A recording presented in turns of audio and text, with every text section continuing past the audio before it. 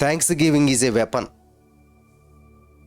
అంటే కృతజ్ఞతాస్తుతులు చెల్లించాలి.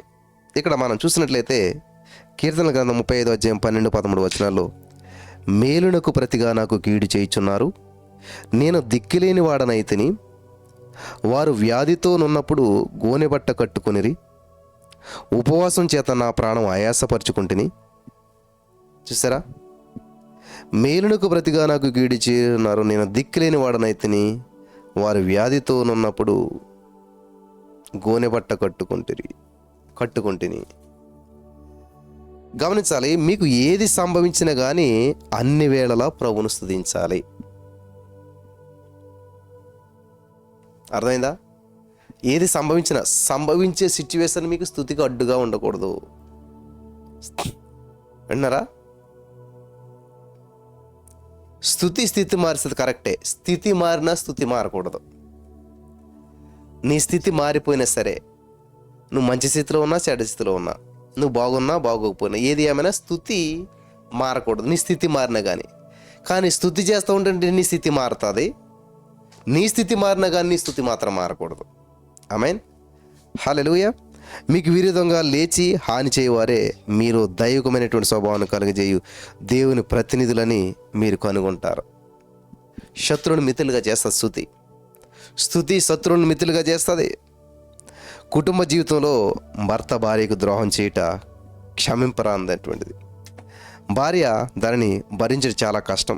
అయినా సరే క్రీస్తు మీద తమ భారం మోపిన వారు ఆదరణ పొందుతూ ఉంటుంటారు. ఇదే ఫోన్ కాల్స్ నాకు డైలీ వస్తానుంటుండే, అన్నా మా ఆయనని మమ్మల్ని పట్టించుకోవట్లేదన్నా, వేరే స్త్రీతో ఉంటున్నాడన్నా, మరి ఏం చేయాలన్నా, నేను స్తుతిస్తానే ఉన్నానన్నా, సహిస్తానే ఉన్నానన్నా, భరిస్తానే ఉన్నానన్నా.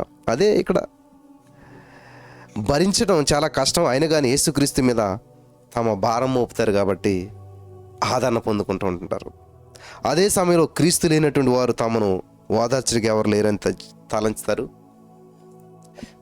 నా భర్త మరి నన్ను పట్టించుకోవట్లేదు కాబట్టి ఇంకా నా జీవితం ఎందుకు అసలేని వేరే ఆమెతో ఉంటున్నాడు, మా అసలు మేము ఉన్నామో లేమో కూడా పట్టించుకోవట్లేదు, ఇంకా నా భర్త పట్టించుకోలేనప్పుడు నా జీవితం ఉంటే ఎంత లేకపోతే ఎంత, ఎందుకు ఇంక ఈ జీవితం ఈ భూమి మీద ఉండటం అని చెప్పి ఆత్మహత్యలు చేసుకునేటువంటి వారు చాలామంది ఉన్నారు.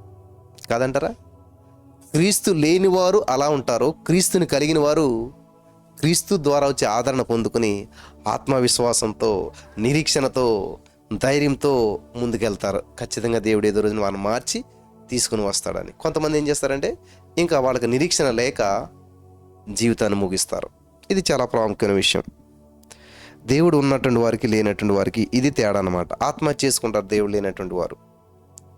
ఓకే, ఇక్కడ తన భర్త మరొక స్త్రీతో అక్రమ సంబంధం పెట్టుకొని ఆనందంగా జీవించడం చూసినటువంటి అతని భార్య ఏం చేస్తుంది? ఆవేశంగా పోట్లాడుతుంది.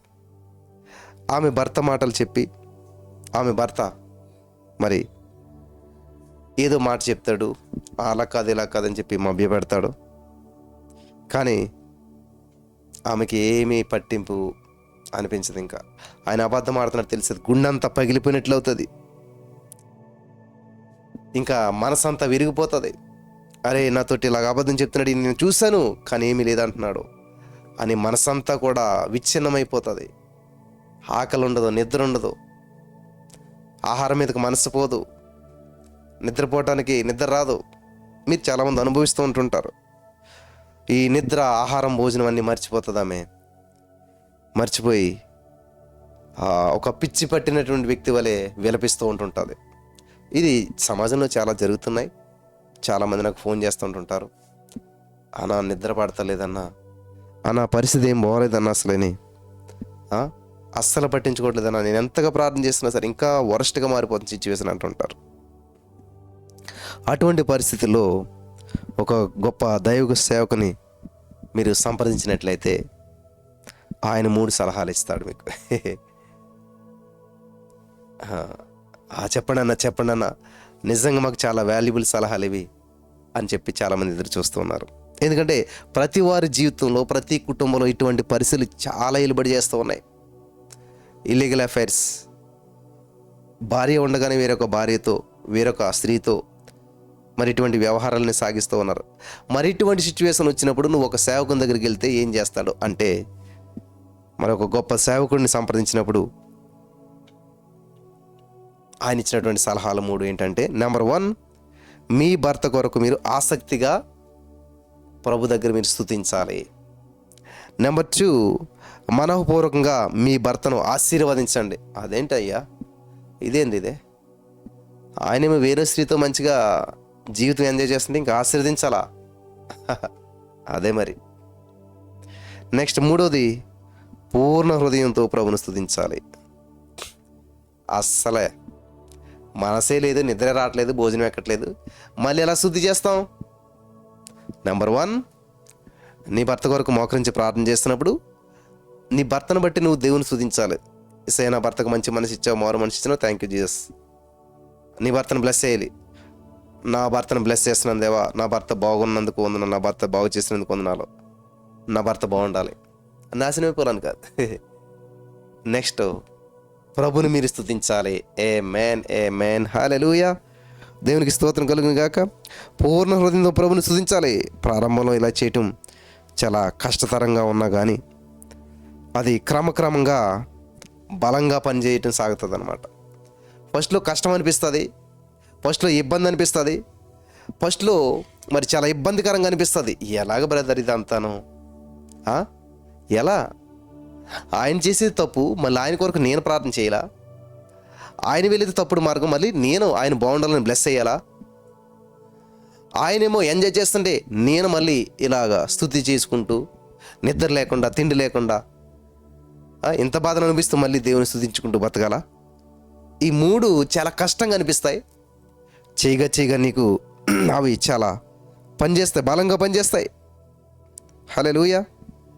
అదే సమయాన మరి ఈ 3 ఫాలో అవుతుంది ఒక సహోదరి, ఒక సేవకుడిచ్చిన సలహాలు. చాలామందికి నేను ఇలా సలహాలు ఇచ్చినప్పుడు ఫాలో అయిన వారు కొన్ని రోజుల్లోనే అద్భుతమైన సాక్ష్యం, నా భర్త మారిపోయాడు. ఎస్, ఈమె ఇలా చేస్తూ ఉన్నప్పుడు అంట ఆమె భర్త జీవితం సంపూర్ణంగా మారిపోయిందంట. అక్రమ సంబంధం తెంచుకున్నాడంట. మునుపటి కంటే ఎక్కువగా ఇప్పుడు భార్యను ప్రేమించడం ప్రారంభించాడంట. ఎలాగా? సాధింతేనా, బూతులు తిడితేనా, పెద్దల్లో పెడితే పంచాయతీలు పెడితేనా? ఏమీ వల్ల కాదు. పెద్దల్లో పంచాయతీలు పెట్టారు చాలామంది. అందరి ముందు చెప్పాడు ఈమెను మంచిగా చూసుకుంటానని, మళ్ళీ మామూలే. పంచాయతీ మళ్ళీ మామూలే. చాలా చూస్తూ ఉన్నాం మనం సమాజంలో ఇట్లాంటివన్నీ కూడా. హల్లెలూయా.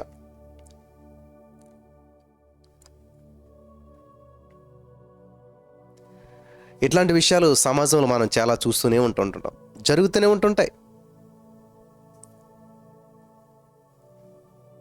కానీ ఇది చూడండి, దేవుని స్తుతించడం ద్వారా, దేవుని మహింపరచడం ద్వారా, నీకు వ్యతిరేకంగా ఉన్న వ్యక్తిని నువ్వు బ్లెస్ చేయడం ద్వారా వచ్చిన మార్పు పెను మార్పు అన్నమాట. హల్లెలూయా. చాలా సంతోషం. మరి ఎక్కువగా మునుపటి కంటే ఎక్కువగా భార్యను ప్రేమించడం, ఇష్టపడటం జరిగిందంట. నా ప్రియమైనటువంటి సహోదరి స్నేహితులారు, ఎవరైనా సరే మీ హృదయాన్ని గాయపరిచినటువంటి పరిస్థితి మీకు ఏర్పడితే, ఎవరైనా మీ హృదయాన్ని గాయపరుస్తున్నట్లయితే వెంటనే ఏం చేయాలి? ఉదయమే లేచి వారిని ఆశీర్వదించి ప్రార్థించండి. ఉదయమే ఎర్లీ మార్నింగ్ లేచి వారిని ఆశీర్వదించి ప్రార్థించండి, స్తుతించండి. మీ భారాన్ని దేవుని మీద మోపినప్పుడు ఆయన మీ పక్షాన వ్యాజ్యమాడతాడు. యుద్ధం చేయండి, మీరు కాదు, దేవుని యుద్ధం చేయనివ్వండి. మీరు స్తుతించండి, మీ పక్షాన ఆయన యుద్ధం చేస్తాడు. మీ కొరకు సమస్తాన్ని చేస్తాడు. మీ అందు నది వలె దైవికమైన సమాధానం ప్రవహిస్తుంది. మరి క్షమించేటువంటి ప్రేమ ఘోరమైన పాపిని కూడా పరిశుద్ధినిగా చేస్తుంది. హల్లెలూయా. క్షమాపణ కొరకు కీర్తనకారుడు తన హృదయాంతరంగంలో నుంచి దేవునికి మొరపెట్టాడు. నామమాత్రంగా ప్రార్థించడం కాదు, అర్థవంతంగా ప్రార్థించాలి. యేసుక్రీస్తు ప్రభువారి వలె క్షమించి ఆ హృదయాన్ని పొందుకున్నట కొరకు మనం ప్రార్థించడం మానకూడదంట. 130వ కీర్తన 1-4 వచనాల్లో, యెహోవా అగాధ స్థలములో నుండి నేను నీకు మొర్రపెట్టుచున్నాను, నీ యొద్ద క్షమాపణ దొరుకును. హల్లెలూయా. నీ యొద్ద క్షమాపణ దొరుకుతుందంట. ఎటువంటి వారికైనా క్షమాపణ దొరుకుతుంది. కాబట్టి ఇక్కడ ఎల్లప్పుడూ స్తుతించాలి. మరి మీరు కూడా ఈ స్త్రీ వలె ఈ యొక్క